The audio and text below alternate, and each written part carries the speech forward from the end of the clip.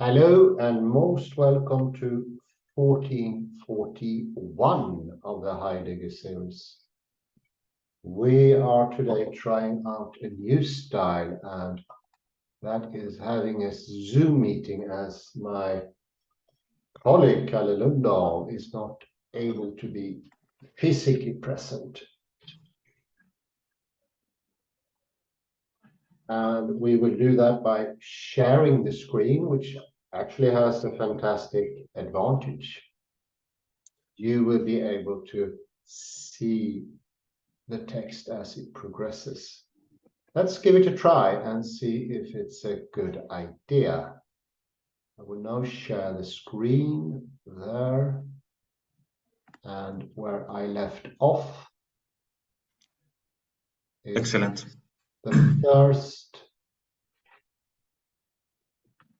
paragraph, and it's a bit mid-in. We just entered into the metaphysics of Heidegger.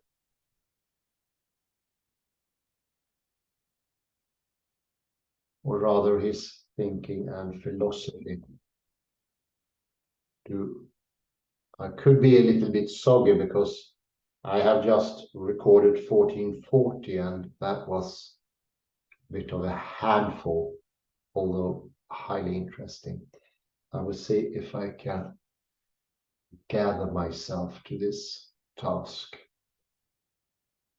So this takes place first and foremost in a lecture course from 1920 to 21, entitled The Phenomenology of Religious Life.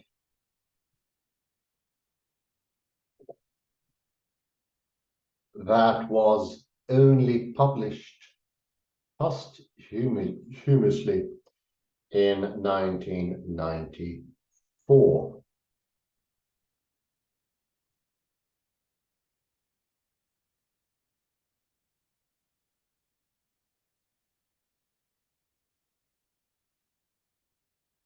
In the introductory remarks to the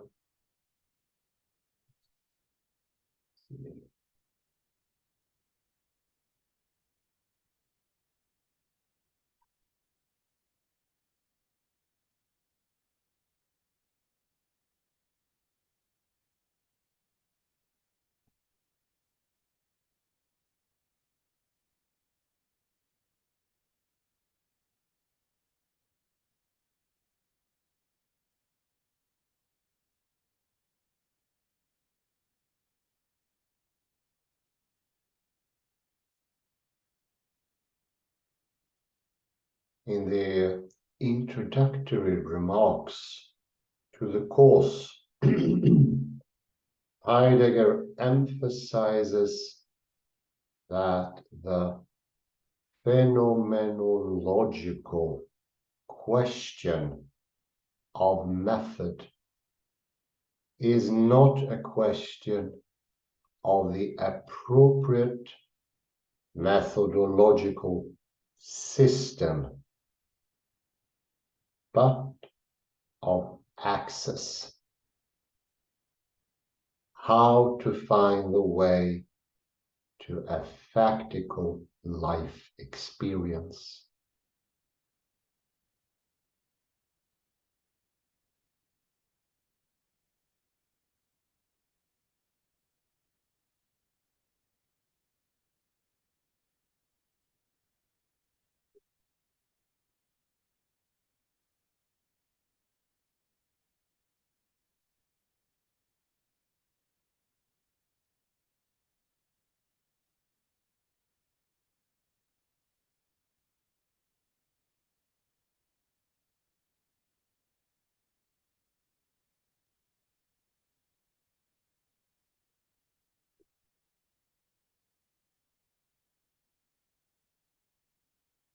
That is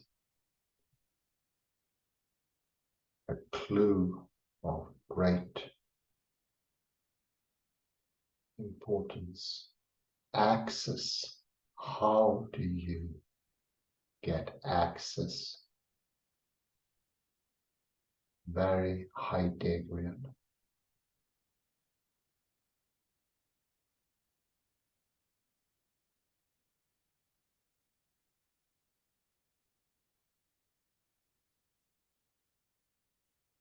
A phenomenology of religious life, he writes, should not be a theory about the religious, conceived of as an object of study in the standard mode of a science of religion.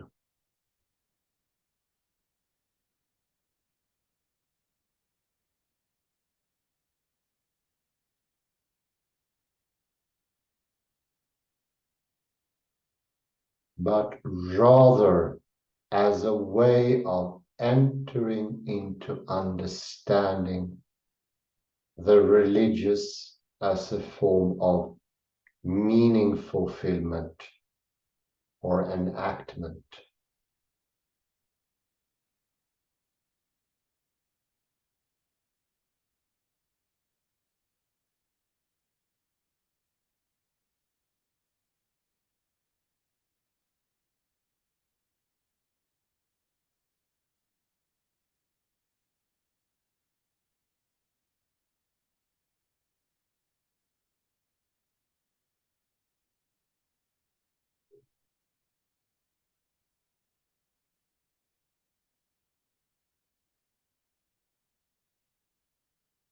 An enactment is a doing. My comment, that is an important clue. An enactment, something of a doing. You can here compare to the doings, that is my ouch when I feel pain. There's so many things to it. Of course, communication is one small aspect, but loads others.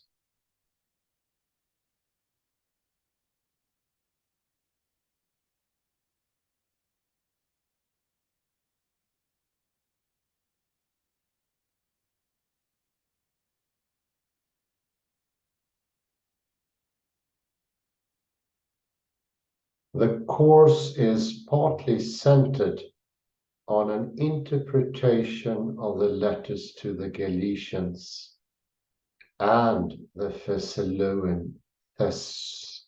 Thessalonians.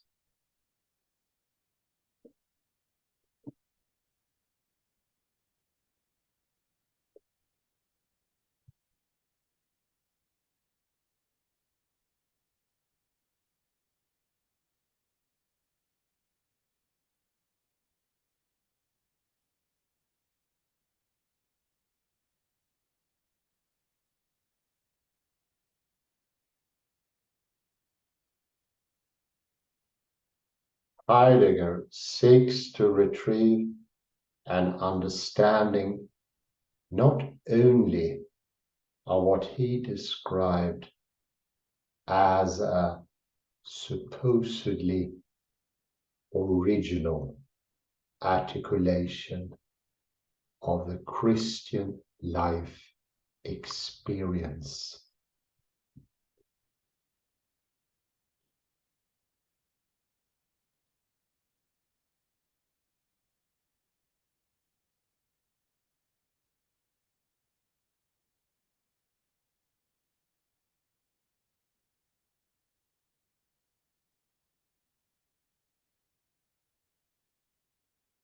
But also of human facticity as such.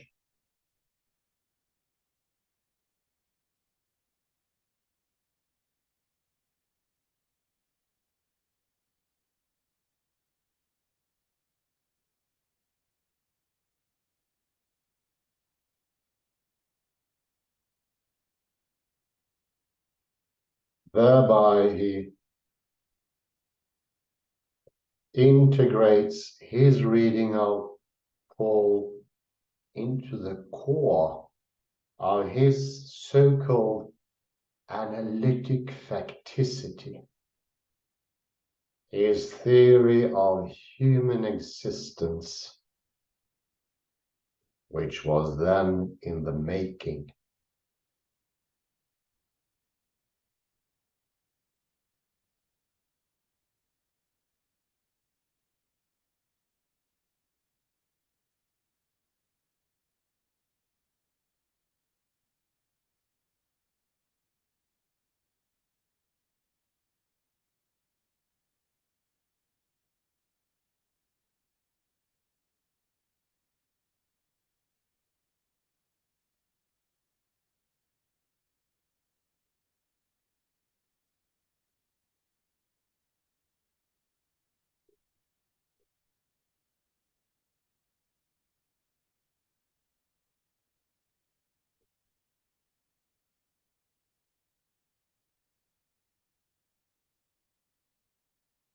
The focus of his interest in Paul is a peculiar mode of temporality and historicity that he sees articulated in the letters.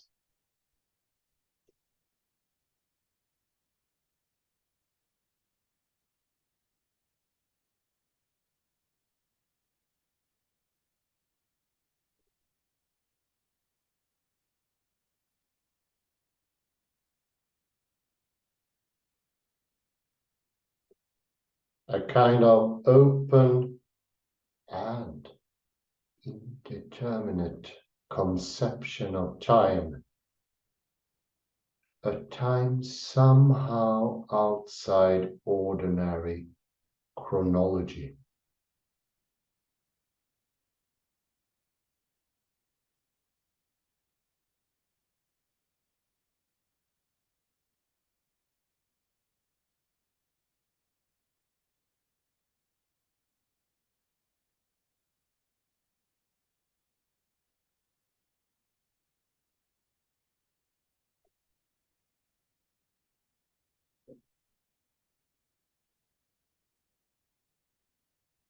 It is from within this existential situation that Paul supposedly speaks to his congregation in the making.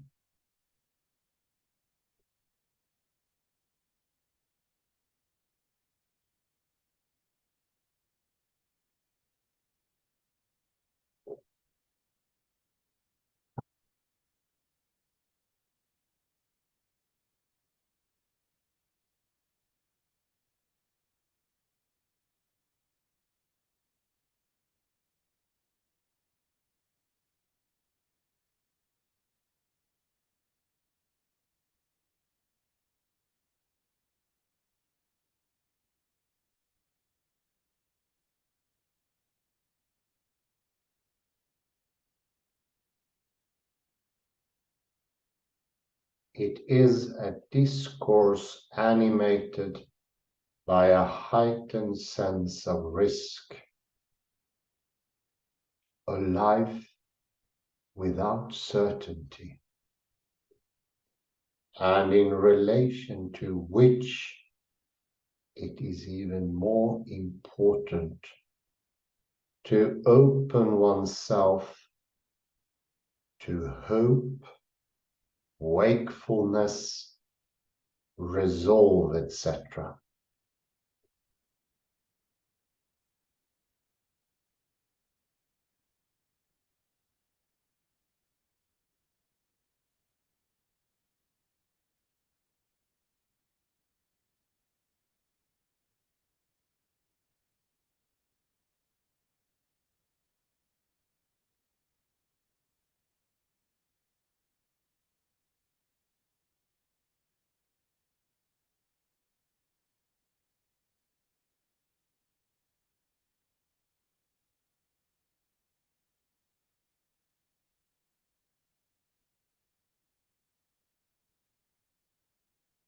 In this way, Heidegger tries to work himself towards a basic existential meaning of the Pauline discourse,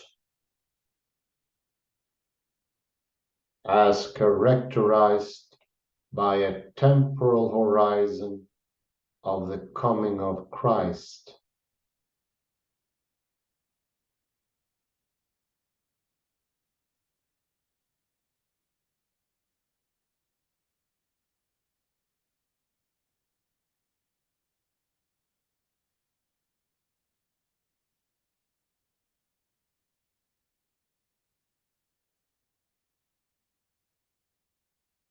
Of the Parousia, not primarily understood in the context of the theological metaphysical dogma,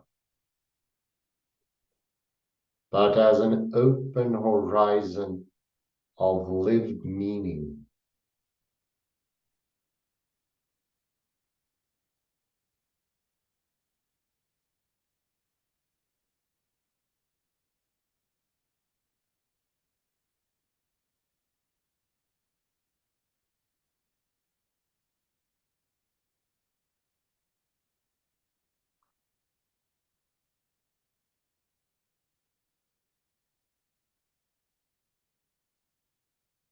Temporal horizon is here incredibly pertinent to the point, and never forget that his seminal book is called Sein und Zeit.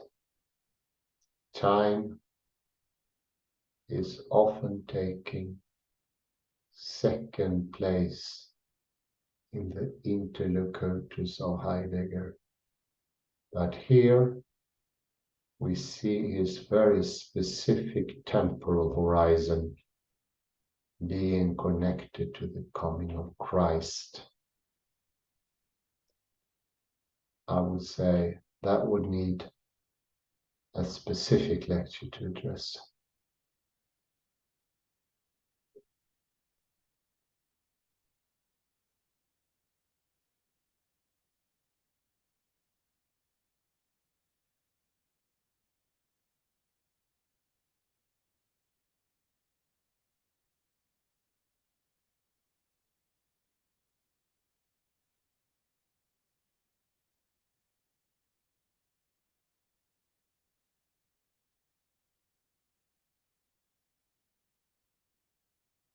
Heidegger's reading of the letters could be described as a secular philosophical demythologizing interpretation as later developed by Rudolf Bultmann.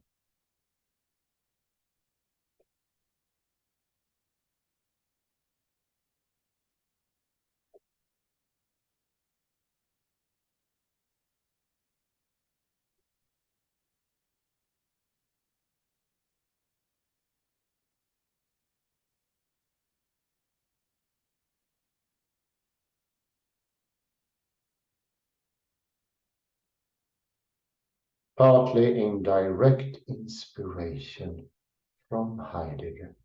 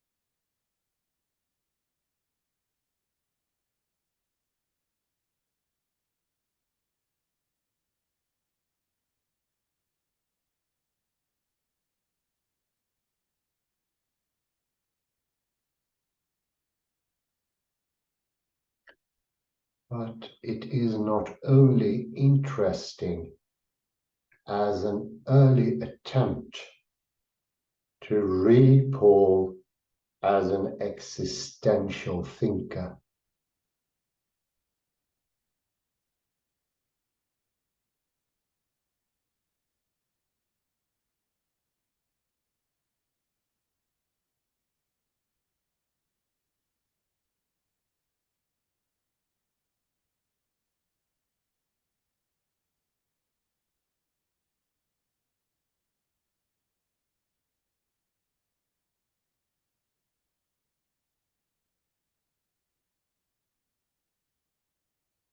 It is also decisive for the development of Heidegger's own philosophic itinerary.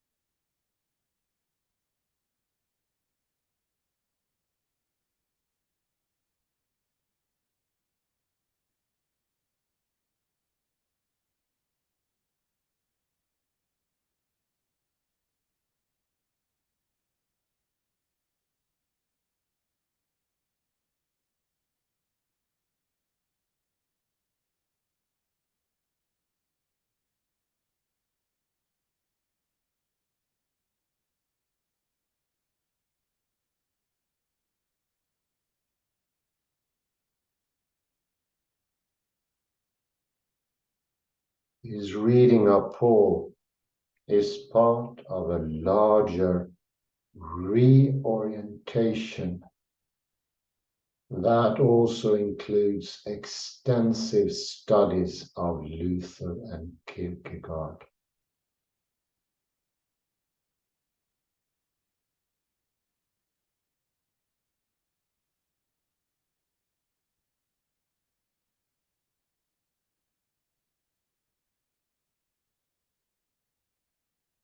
We know from earlier how important this movement or turning in Heidegger was.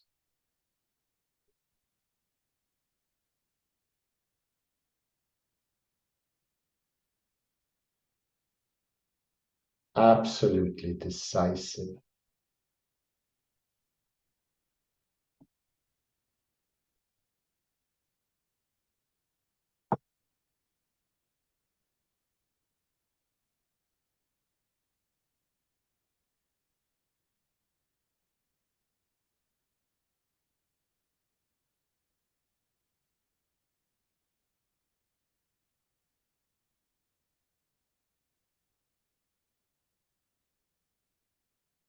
At the heart of this philosophical interpretation of Christian Lutheran theology is the peculiar temporal historical sense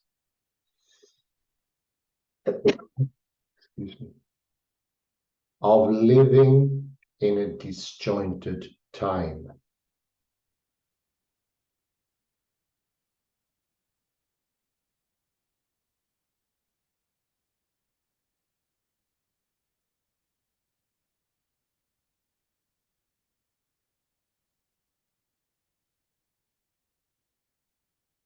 A time of wakefulness and resolve.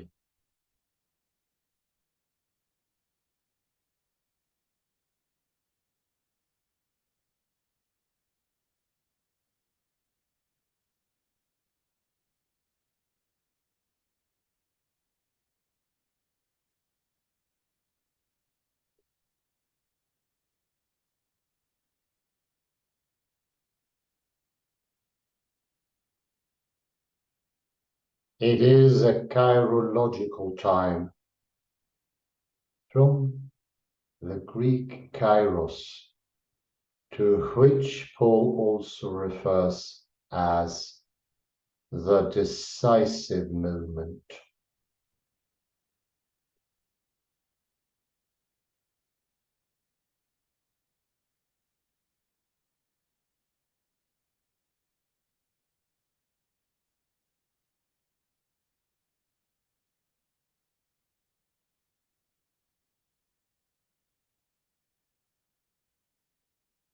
which in both Kierkegaard and Heidegger is rendered as the moment of vision, the Augenblick.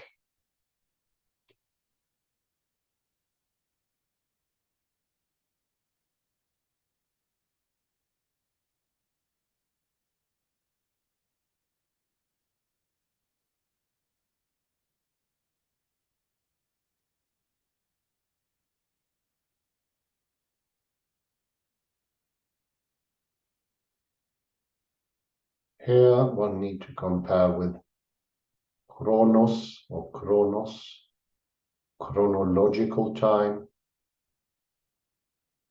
which Paul, and especially in here in Heidegger, a distinction is made in his writing, which is of great importance.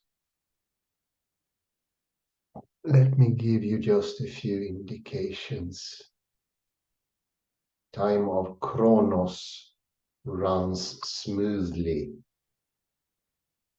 It doesn't have Augenblicks, sudden eruptions, if you like, of happenings.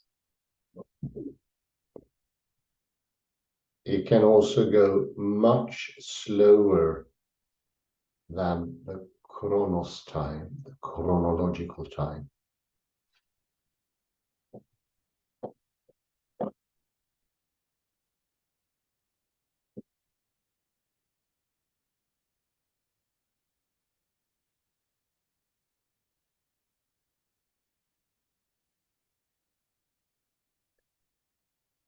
I would recommend here also to compare with Geschichte and Historia, another important Heideggerian distinction.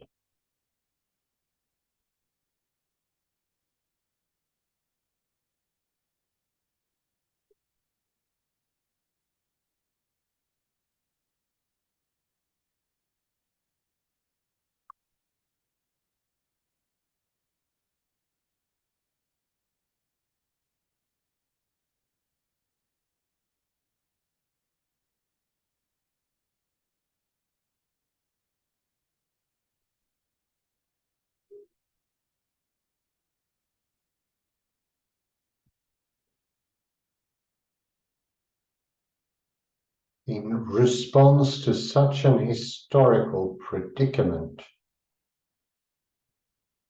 one can no longer simply rely on one's tradition.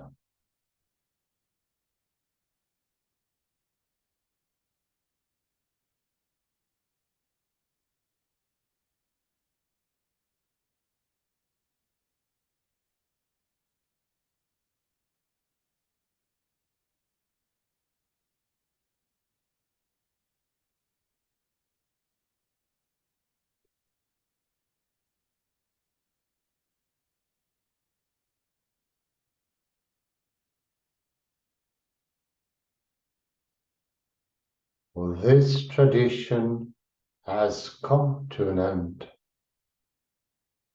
partly through a kind of inner self-corruption and self-forgetfulness.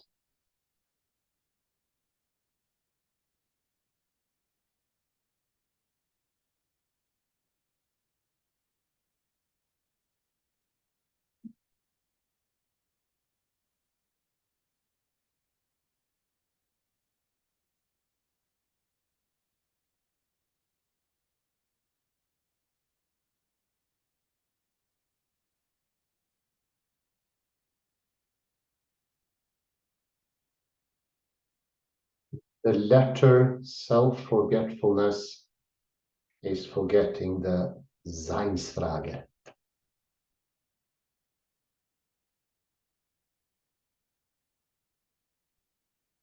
The amnesia, as it's often referred to.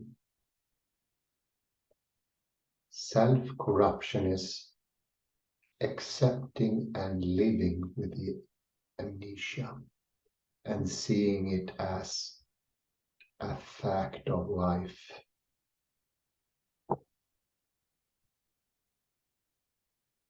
And my comment here, and this is just a guess, quite possibly as Nietzsche did. My guess, though. Put it in double quotes and, well, triple quotes.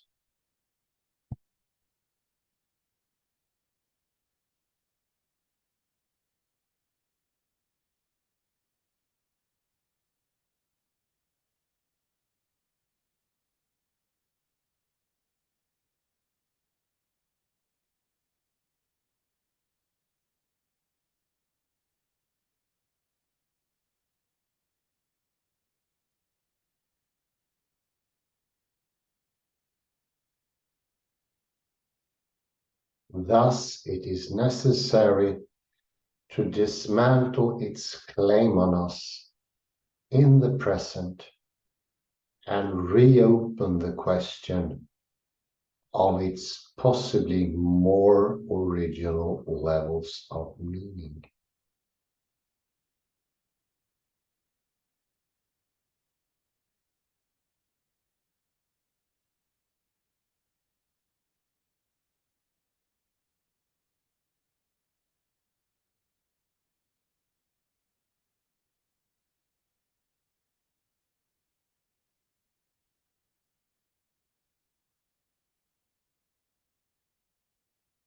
This experience of a cut or caesura in the very fabric of history and tradition can be clearly sensed in Paul's own discourse.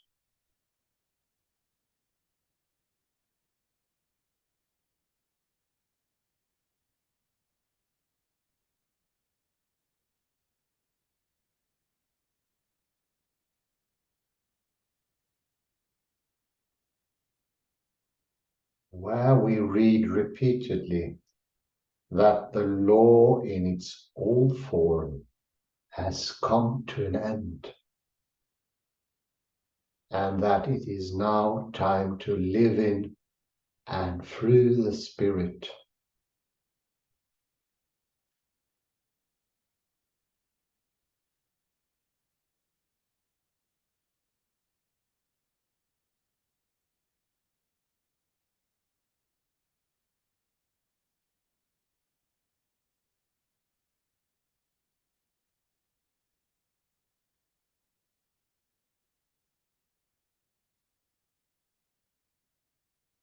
And the latter, in my take, is obviously finding the true inner, when inner no longer is confused with true origin or absolute transcendental truth or initial starter, the demiurge, or the perceiver without extensa.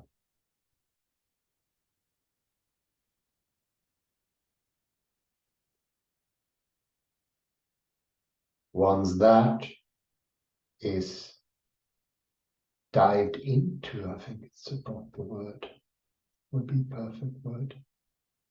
Once you go into that, that is the time to live in and through the Spirit.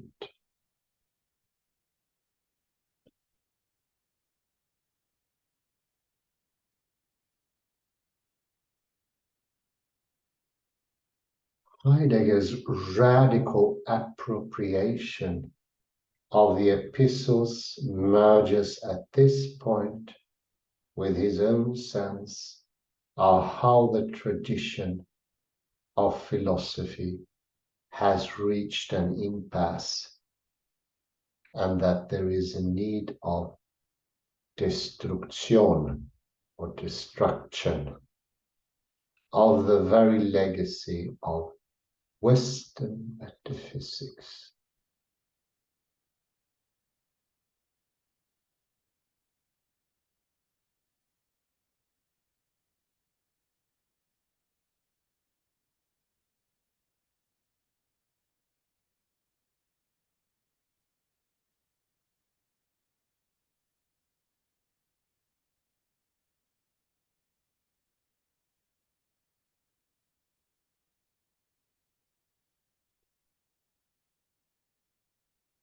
This transformation of his historical hermeneutical thinking takes place during the same time as he approaches Lutheran theology.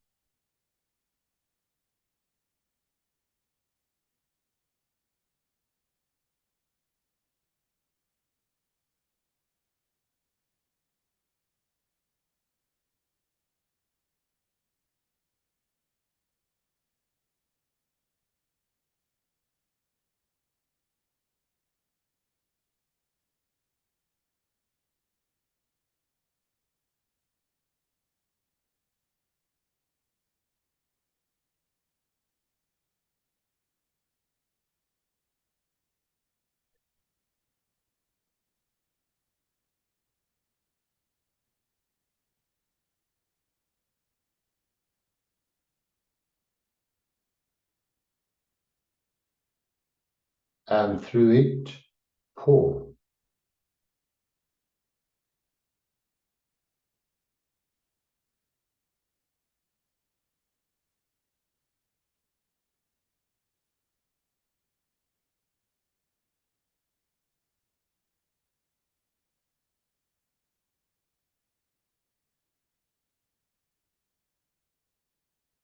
It is now that he also begins to elaborate a new form of critical approach to history.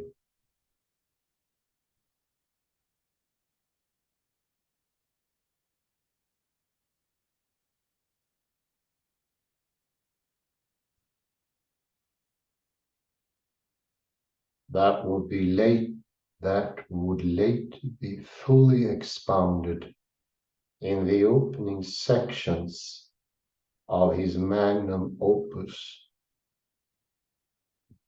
Sein Zeit, Being and Time.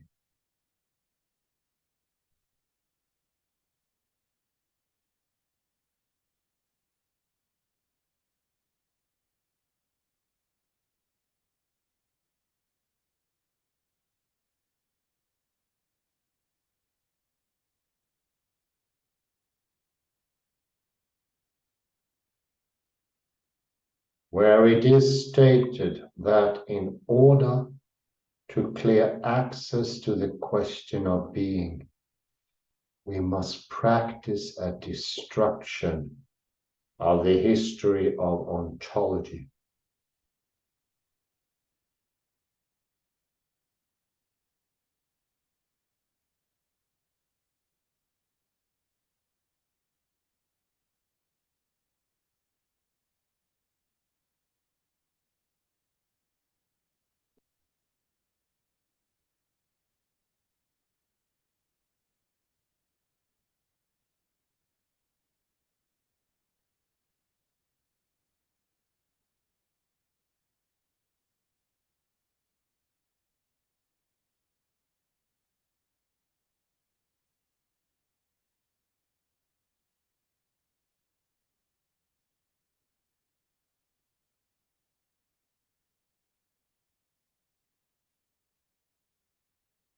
There are multiple motifs behind this drastic imagery.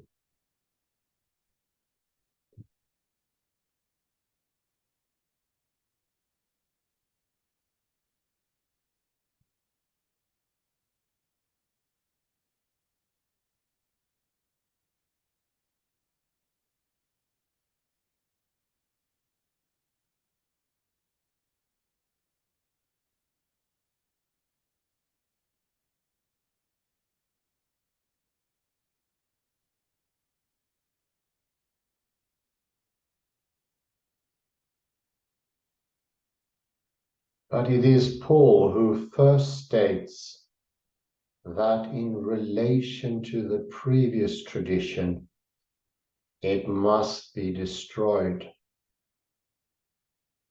Or as he literally says in the Corinthians 1:10-4,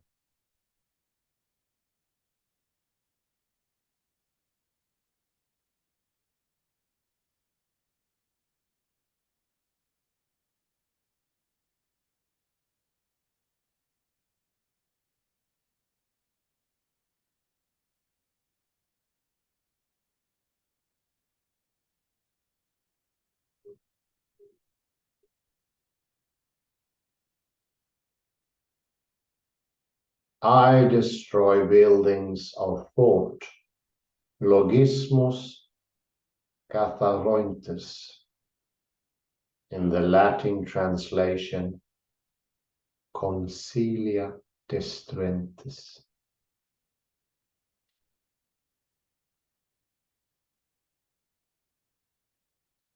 This sense of a crisis in tradition and the necessity of somehow starting anew also motivates the program of destruction in Heidegger thinking.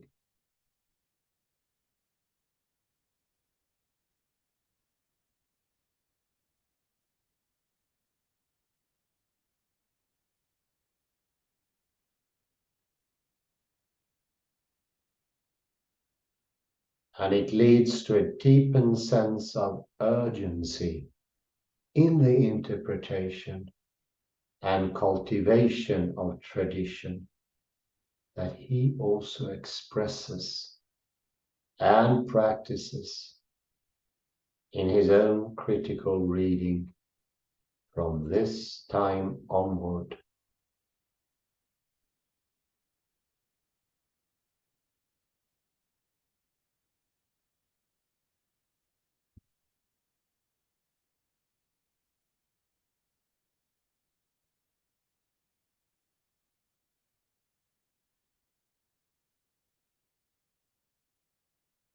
It is a project that is at once destructive, critical, and constructive.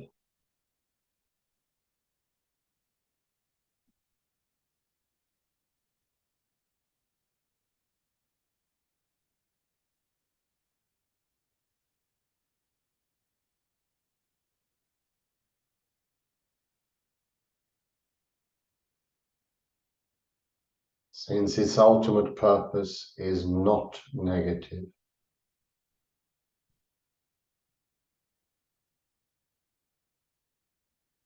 but positive.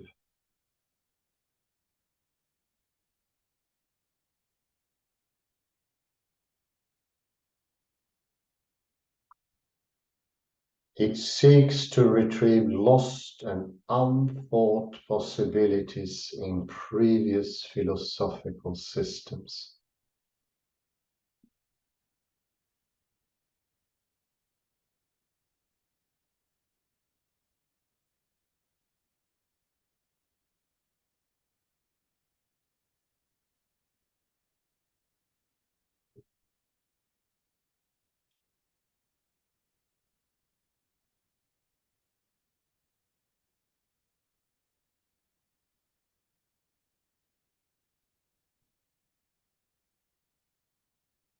And ultimately to access that very same tradition as for the very first time. And here is an excellent point to put a pause and have a summary.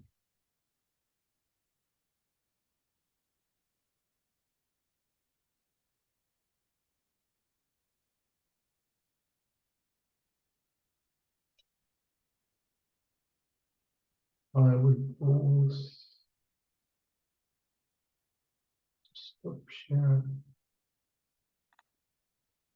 Då spelar jag in igen här. Klockan är 12:20 exakt. Jag ska bara se om man kan få bort den här blurred här. Det var på video lämnas. Nej, det var inte korrekt. Där. Choose video filter. Ta bort den.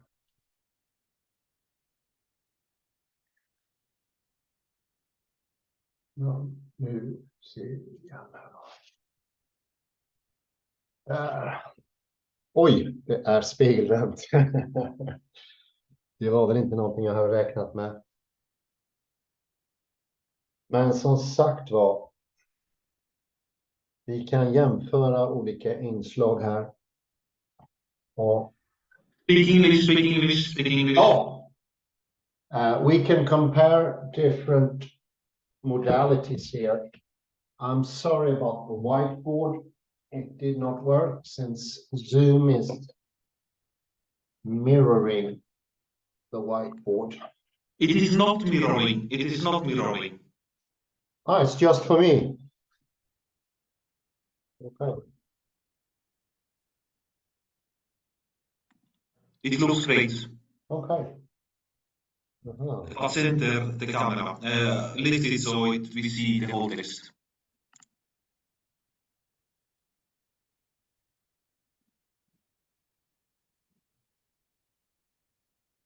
Yes, more or less. Yes, it works. Good, good. Okay. The things that are pending here, both in 1440 and 1441, is, for instance, one aspect is rationality. The other one is absolute truth. And from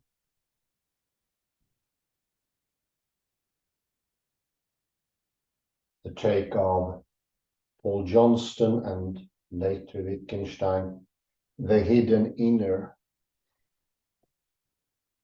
In cosmology, it's most definitely initial conditions.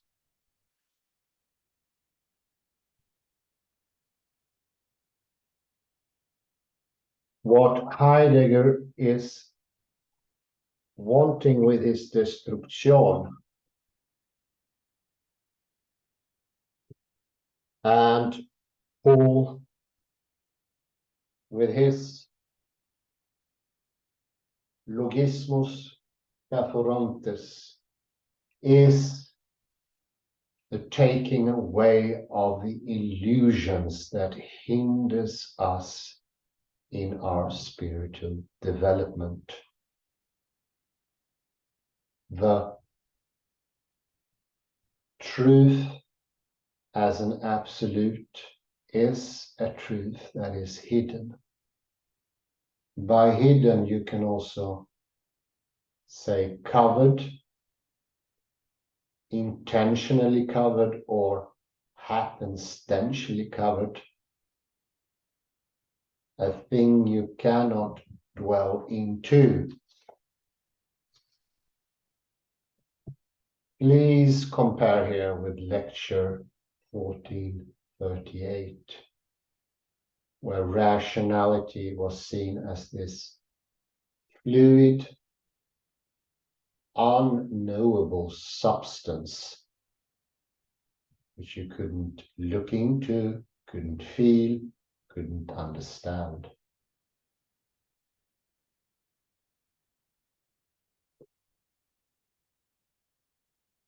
Another helping tool here is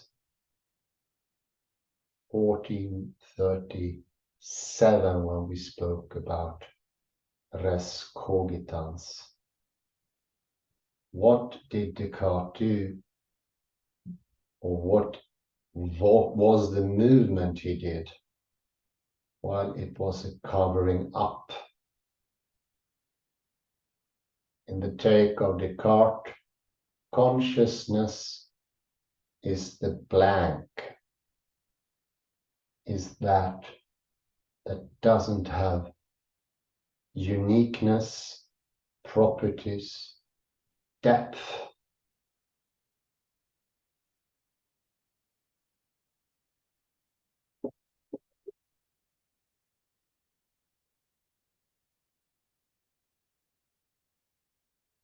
And this is also connected to time. I will go only briefly into time, because the time horizon and chirological time of Heidegger is quite a bit to look into.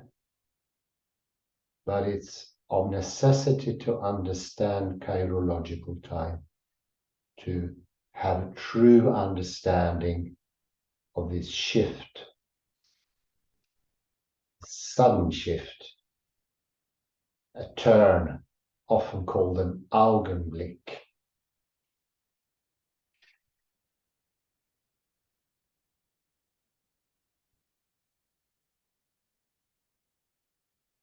Only in the disjointed, sudden time, erupting, can we have presencing.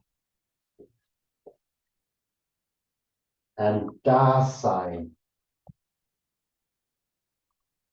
can, so to speak, not survive in the climate of chronological time.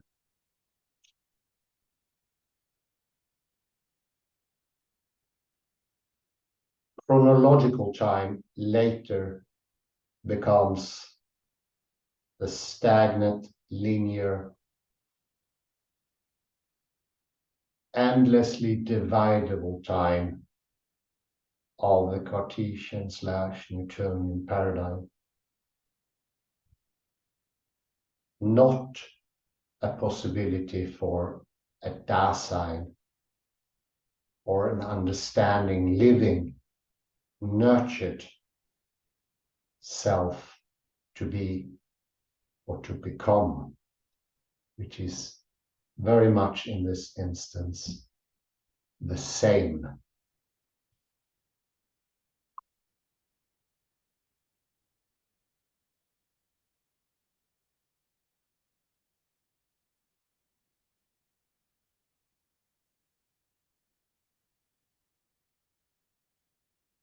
Another hint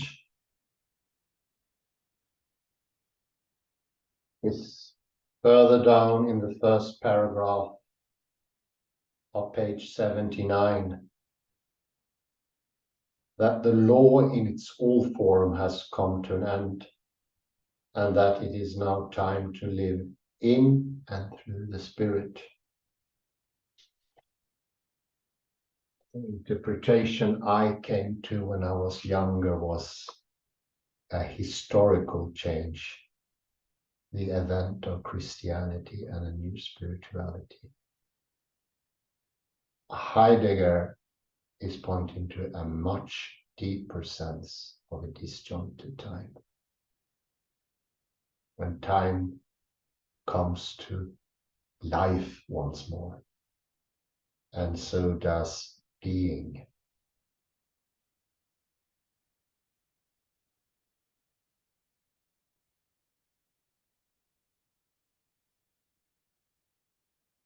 Getting away from the staleness that is neither stasis nor movement, not having the relational energy of dialectical oppositions. Without relations, everything comes to sort of a standstill or a one-pointedness. My colleague Kalle, you heard his voice earlier. It's not completely understandable. I can get some of it. So he wrote a question and I will read it out. Professor Ruin, the author of the article we are dealing with now, uses the expression disjointed time in a positive sense.